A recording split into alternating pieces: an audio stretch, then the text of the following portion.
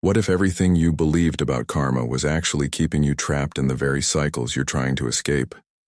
The ancient Buddhist masters discovered something that contradicts nearly everything popular culture teaches about karma today.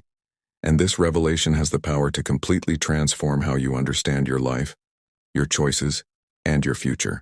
If you're seeking authentic wisdom from Tibetan Buddhist philosophy and want to break free from spiritual misconceptions that hold millions captive, subscribe to this channel right now and activate notifications. We're diving deep into ancient texts that reveal what karma truly means, and this knowledge changes everything. The word karma has become one of the most misunderstood concepts in modern spirituality.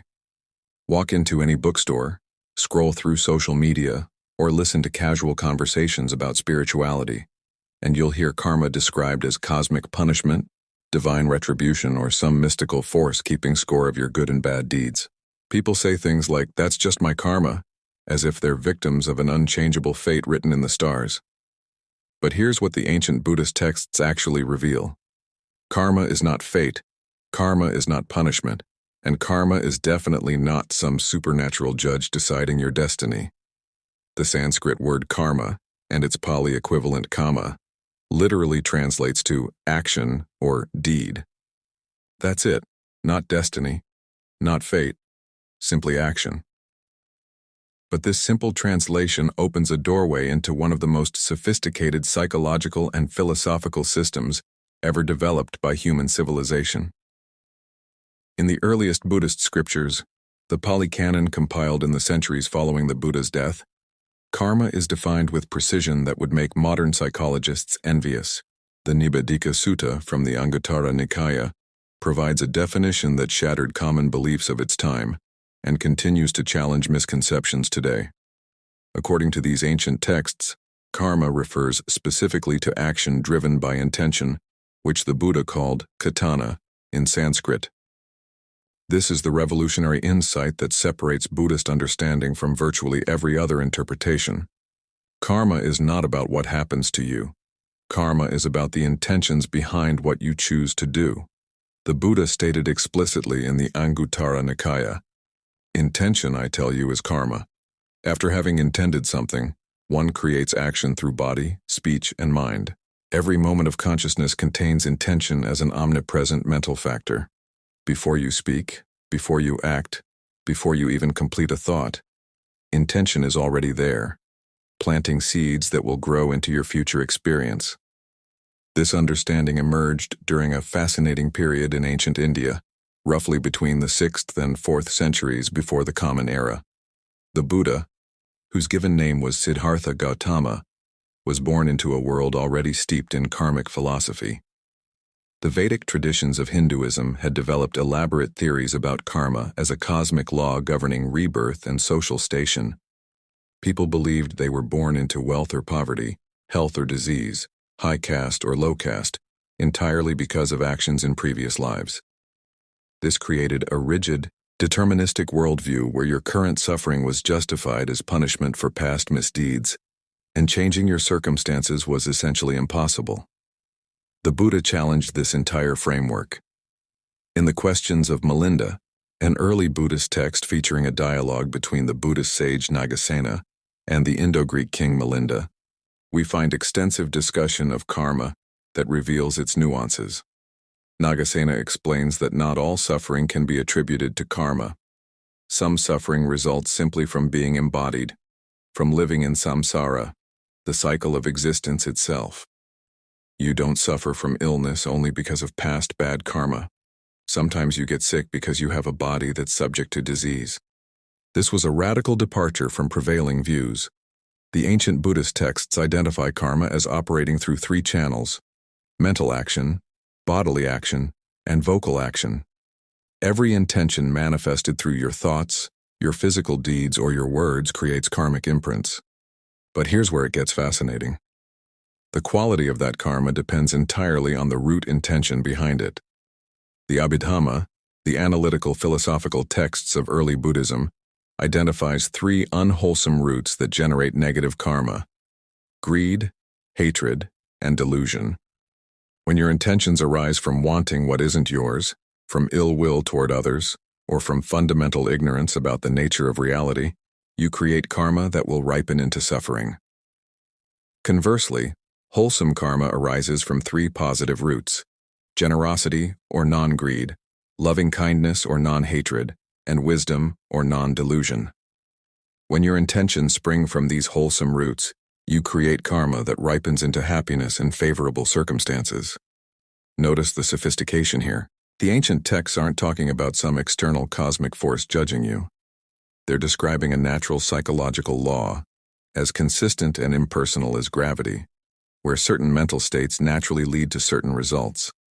The 4th century Buddhist philosopher Vasubandhu compiled the Abhidharma-kosha, an extensive compendium elaborating the positions of the Vaibhashika Sarvastivadin school on karma.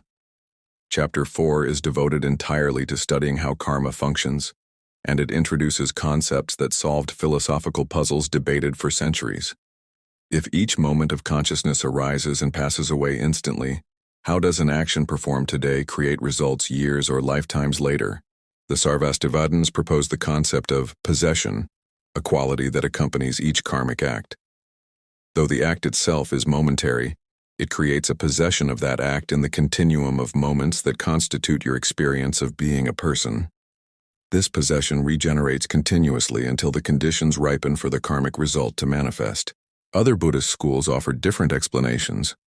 The Sautrantikas taught that each karmic act performs a perfuming that leaves residual impressions in succeeding moments of consciousness, like incense perfuming a room long after it's burned. These impressions cause subtle evolution in your mental stream that eventually produces the act's result. They describe this using the metaphor of seeds. Good and bad deeds plant seeds of disposition that germinate when conditions are right.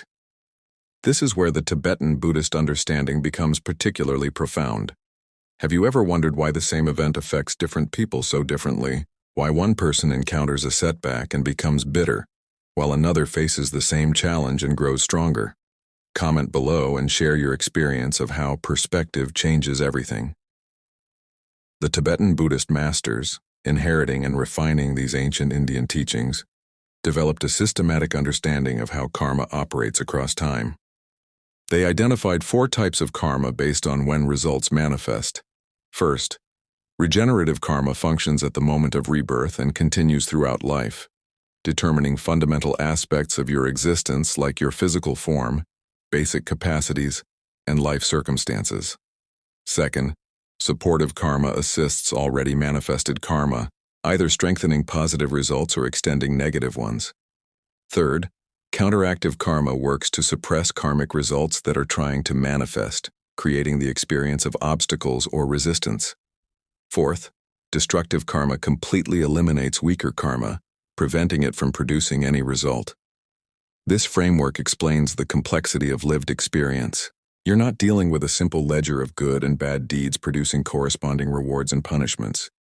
You're navigating an intricate web of intentions, some from this life and others from previous existences, all interacting in ways that create the texture of your current experience.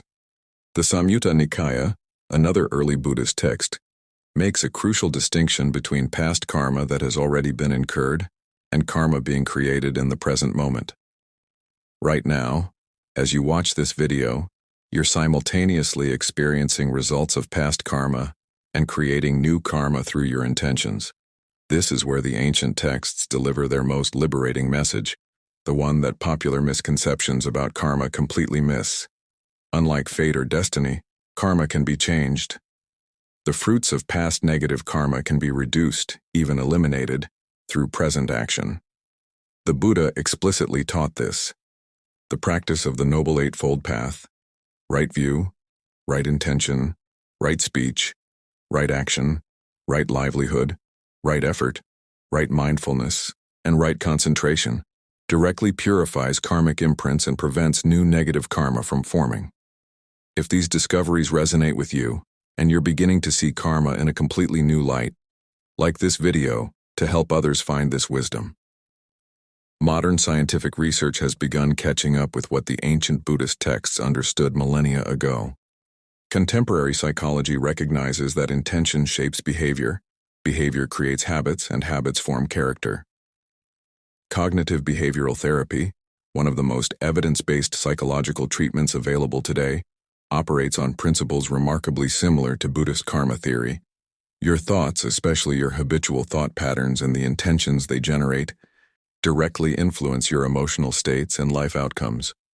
When you repeatedly choose intentions rooted in generosity, kindness, and clarity, you literally rewire your neural pathways, creating tendencies toward happiness and well-being. Neuroscience has discovered the brain's neuroplasticity, its ability to form new neural connections throughout life based on repeated mental and physical actions. This is the biological mechanism underlying what the ancient texts described as karmic seeds and perfuming. Every time you choose a particular intention and act on it, you strengthen the neural networks associated with that choice, making it more likely you'll choose similarly in the future. This creates the experience of karmic momentum, where patterns become increasingly entrenched unless consciously addressed through practice. The Tibetan Buddhist tradition preserves teachings from the great Indian master Nagarjuna, who lived in the 2nd century and founded the Madhyamaka school of Buddhist philosophy. Nagarjuna's analysis of karma reveals even deeper layers. He taught that karma itself is empty of inherent existence, meaning it doesn't have a fixed, unchanging essence. Karma arises through dependent origination. It exists only in relationship to causes and conditions. This means that even deeply entrenched karmic patterns can be transformed when you change the conditions that sustain them. You are not permanently defined by your past actions. Your karmic seeds require specific conditions to germinate.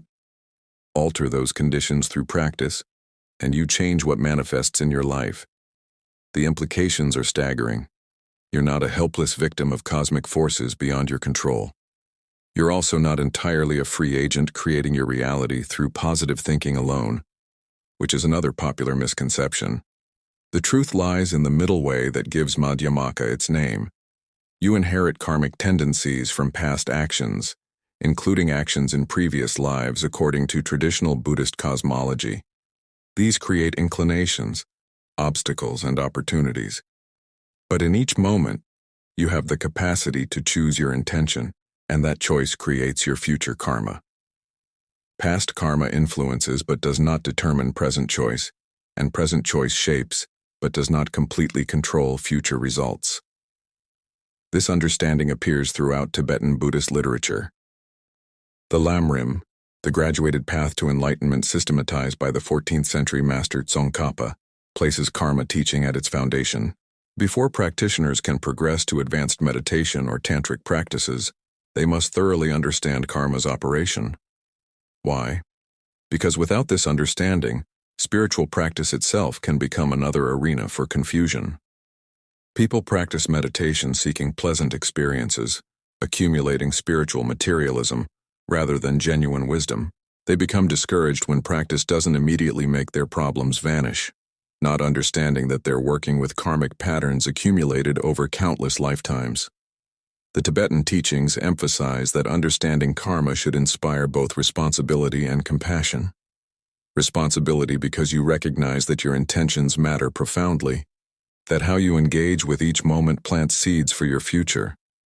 Compassion because you understand that every being's behavior arises from their karmic conditioning, from intentions shaped by ignorance, greed, and hatred. When someone harms you, they're acting from their own suffering, creating causes for future suffering. This doesn't excuse harmful behavior, but it contextualizes it in a way that makes forgiveness and compassion possible. The ancient texts describe karma as operating across 3 time frames. Some karmic results manifest in the same lifetime, where the action was performed. If you cultivate mindfulness and generosity today, you may experience increased peace and meaningful relationships this very year. Other karma ripens in the immediate next lifetime. Still other karma lies dormant for many lifetimes before conditions align for it to manifest. This explains why virtuous people sometimes suffer, and harmful people sometimes prosper. You're seeing only a small slice of their karmic continuum. The Anguttara Nikaya explicitly states that karmic results are experienced either in this life or in future lives, and the Buddha declared in that same text that it is not possible to avoid experiencing the result of a karmic deed once it's been committed. However, and this is crucial, New karma can mitigate, redirect, or completely overwhelm old karma. Think of karma like seeds in a garden. You've inherited seeds planted in previous seasons. Some are weeds, some are flowers. Those seeds will sprout when conditions are right. But you're also planting new seeds every day through your intentions. If you dedicate yourself to planting flower seeds, eventually they'll outnumber the weeds. If you change the soil quality through practice, some weed seeds won't germinate at all. If you cultivate mindfulness, you can catch weed sprouts early and remove them before they take over the garden. This isn't mere metaphor. This is how the ancient masters taught karma's practical operation. The Vajrayana Buddhist tradition of Tibet, the diamond vehicle, introduces even more sophisticated methods for working with karma. Tantric practices use visualization, mantra, and meditation on emptiness to directly purify karmic imprints. The underlying principle remains the same. Karma is not fixed. It's a dynamic process that can be transformed through understanding and practice. Advanced practitioners work with the subtle energies Tibetans call lung, the winds that carry karmic propensities through channels in the subtle body. By gaining mastery over these energies through meditation, they can dissolve karmic seeds before they ripen into manifest results. You might wonder whether this means enlightened beings have no karma. The ancient texts address this directly. A Buddha or Arhat, one who has achieved full liberation, is called a never-returner, because they're no longer subject to the cycle of rebirth driven by karma. They've severed ignorance, the first link in the chain of dependent origination. Without ignorance, wholesome and unwholesome intentions no longer arise. Without intention, no new karma is created. The karma accumulated in previous lives exhausts itself like a fire burning out when no new fuel is added. The enlightened being continues to live until their body's death, experiencing final karmic results from the past, but creating no new causes for future rebirth. This is the ultimate promise of the Buddhist path. Liberation is not escape to some heavenly realm. It's freedom from the compulsive cycle of intention-driven action and its results. It's the peace of no longer being pushed and pulled by greed, hatred, and delusion. And according to the ancient texts, this liberation is possible for anyone willing to undertake the path of practice. So what does this mean for your life today? How do you work skillfully with karma given this understanding? The Tibetan masters offer practical guidance. First, abandon the notion that you're a victim of karma. Your current circumstances result from previous intentions, yes, but your response to those circumstances creates new karma. You always have choice in this moment. Second, take responsibility for your intentions. Before speaking, acting, or even completing a thought, pause and notice the intention arising. Is it rooted in greed, hatred, or delusion? Or is it rooted in generosity, kindness, and wisdom? This simple practice of intention awareness is itself profoundly karmic purification. Third, engage in purification practices. The Tibetan tradition offers many, from simple confession and regret for harmful actions to elaborate Vajrayana visualizations. The essential element is recognizing past unskillful intentions, feeling genuine regret, and committing to different choices going forward. Neurologically, this rewrites the neural patterns associated with those past actions, weakening their karmic momentum. Fourth, accumulate merit, which means deliberately choosing wholesome intentions and actions.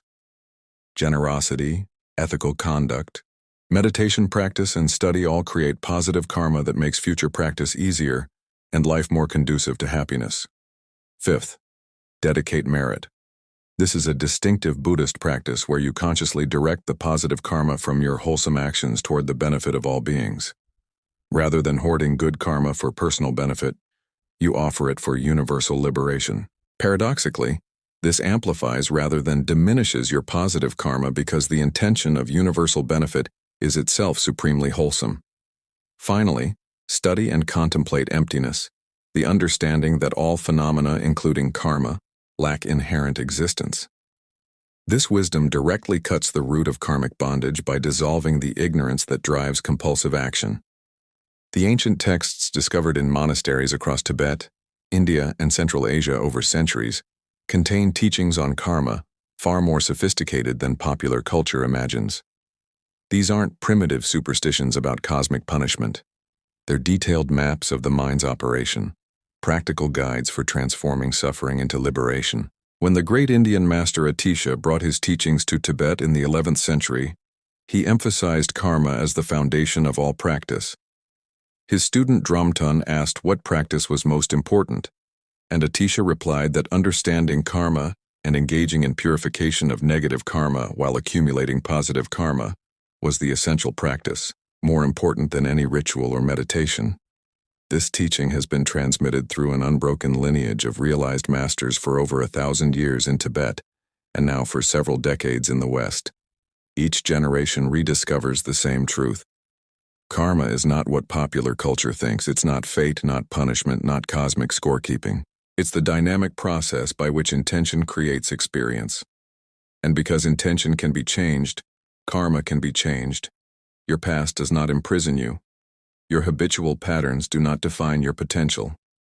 In each moment, you have the opportunity to choose differently, to plant new seeds, to water the flowers instead of the weeds. The Dalai Lama, Tibet's most recognized spiritual teacher, consistently emphasizes this empowering aspect of karma teaching. In his writings and lectures, he explains that understanding karma should make you more confident and joyful, not fearful or fatalistic. You're not helplessly subject to forces beyond your control. You're a participant in creating your experience. Yes, you face circumstances inherited from past actions, but how you meet those circumstances with your intentions right now determines what comes next. This is liberation in action, not some future attainment, but a present possibility. Which insight about karma from this video most challenged your previous understanding? Share your thoughts in the comments below because your questions and reflections help this community grow in wisdom together. The journey from ignorance to wisdom, from bondage to liberation, is the journey of understanding karma. Not the simplified, commercialized version that shows up in movies and motivational posters, but the profound teaching preserved in ancient texts and living lineages. The Buddha spent 45 years teaching after his enlightenment, and karma was among his most frequent topics because it's so easily misunderstood yet so crucial to the path. He taught householders, monastics, kings, and beggars the same essential message. Your intentions matter. Choose them wisely. Cultivate wholesome mind states. Abandon unwholesome ones. This is the path to the end of suffering. The ancient texts discovered in Tibetan monasteries, some written on palm leaves, some on birch bark, some on handmade paper, spanning more than 2,000 years of continuous inquiry into the nature of mind and reality, all point to this liberating truth. You are not your past karma.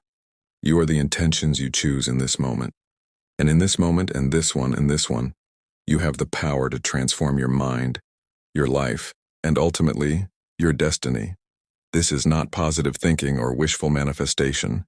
This is the precise operation of natural law, understood and articulated by the greatest psychologists and contemplatives in human history. As we conclude this exploration of what karma really means according to ancient Buddhist texts, take a moment to reflect on how this understanding changes your perspective. Can you recognize the difference between experiencing results of past karma and creating new karma through present intentions? Can you feel the freedom in knowing your past doesn't determine your future? Can you sense the responsibility in recognizing that your intentions right now are planting seeds for tomorrow? This is the beginning of wisdom. This is the doorway to transformation. If you found value in this deep dive into authentic Tibetan Buddhist teachings on karma, subscribe to this channel if you haven't already. We're creating a community dedicated to understanding profound spiritual wisdom with accuracy, depth, and practical application. Share this video with anyone struggling with misconceptions about karma or seeking genuine spiritual understanding. Your sharing helps others discover teachings that can change lives, and leave a comment sharing which aspect of karma teaching you most want to explore further, whether that's purification practices, the relationship between karma and rebirth, working with karmic obstacles, or any other dimension of this profound topic. The ancient masters preserved these teachings through centuries of hardship because they understood their transformative power. Now it's our responsibility to receive them with respect, study them with diligence, and apply them with sincerity. Your karma, Your future, your liberation, begins with the intention you choose right now. Choose wisely, practice diligently, and may all beings benefit from the merit of your practice.